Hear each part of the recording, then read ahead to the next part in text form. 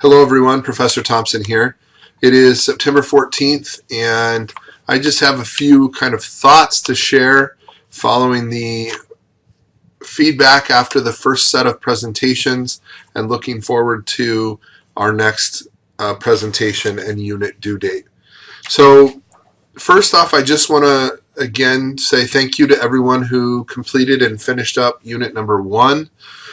Some very interesting responses. Some good feedback. I just want to remind you that certain discussion boards that are outlined in the syllabus, you have responses that are needed to your classmates. And then other times, like when you're just posting a topic or something, you don't necessarily need to engage your classmates.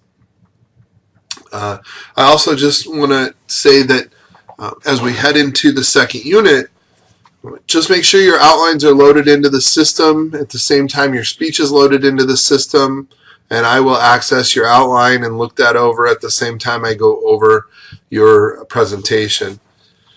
Something that I hope you know about the outlines themselves is that when you turn them in and you submit them, I give you 15 points of credit towards the final grade for submitting them and creating this roadmap for me to follow your speeches.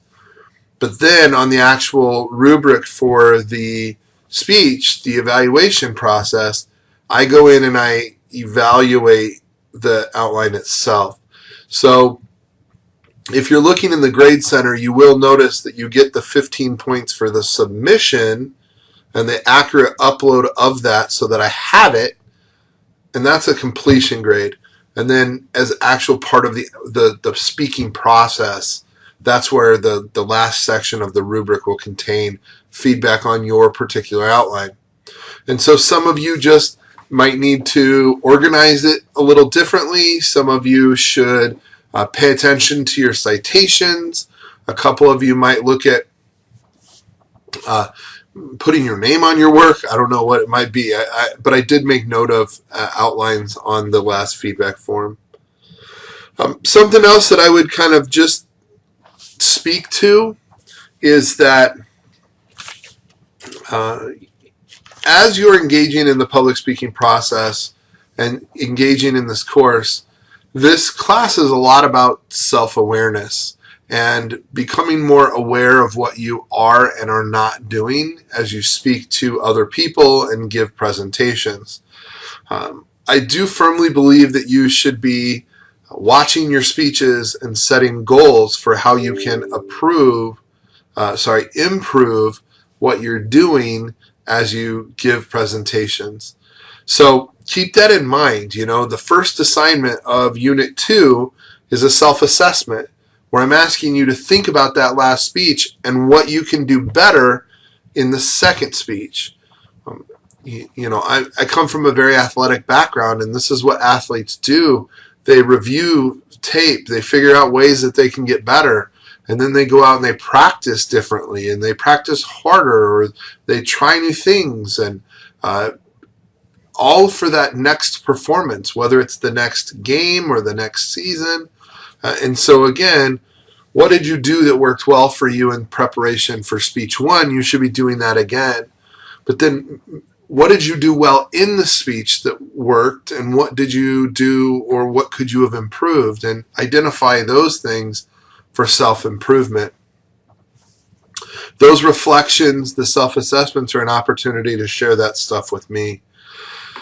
So I'm looking forward to reading some of those in the near future as I begin to evaluate unit number 2. It'll give me a chance to read your reflections of unit 1 and your first speech. I also, as you engage in that process of self-review, I really want you to pay attention to some of the nonverbal behaviors that you have.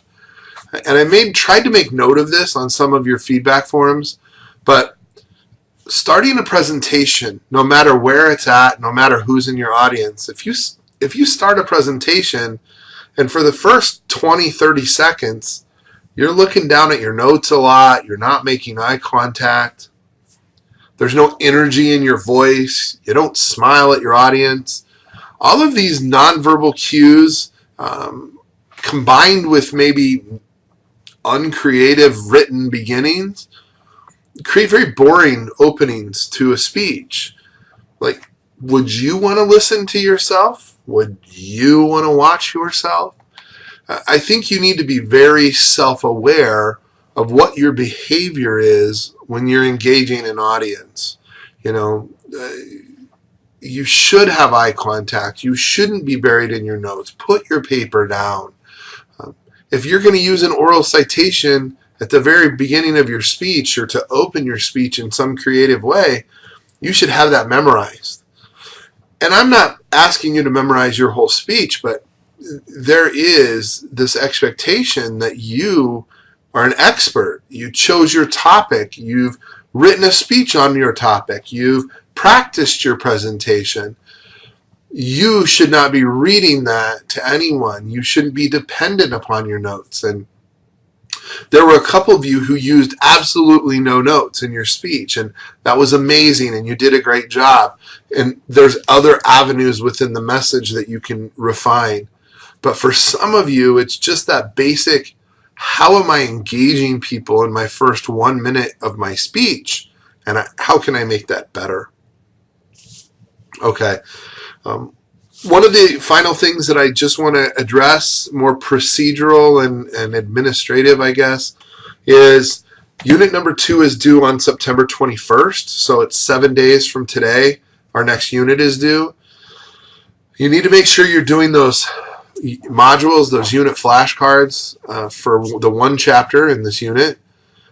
You have one speech that is due, and that presentation needs to be uploaded into the system no later than 11:30 1 week from today. So remember, 11:30 p.m. is when the speech has to be uploaded by. And then the unit as a whole, the complete unit, is due by midnight of next week, so the 21st, so by midnight. So make sure you're working ahead. You can't wait until the last minute. You can't depend on other people coming over at 5 o'clock for a speech that you've got to not only record but then upload. Working ahead is part of time management and the process, and allowing yourself time if there's technical difficulties. You know what the deadlines are. So it's on you to begin to step up and meet those expectations, and that's important. So keep that in mind. Remember, you need 8 audience members. Remember, you have to give it in a setting outside of your house.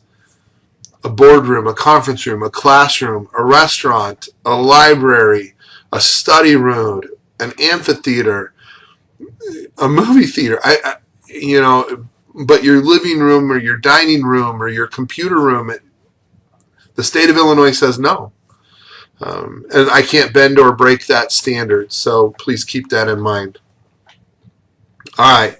I think that's it for now. I'm looking forward to jumping in and evaluating the second presentations in the second unit. If you have questions about the rubric, please ask. For some of you, I wrote a lot of information. There's just a lot there, and I'm trying to help you out as much as possible and give you some feedback and reasoning as to why I scored something the way that I did. So I'm trying to give you an insight into my thoughts. Again, my goal is to see you improve. I want to see something different about the second speech that's better and stronger than the first speech. I've really driven, if you have looked at the criteria, I've really truly driven what's expected for the second speech, and I've really refined what I'm expecting as far as content. So I look forward to those speeches. They're some of my favorite ones. Reach out if you need me. Have a great day.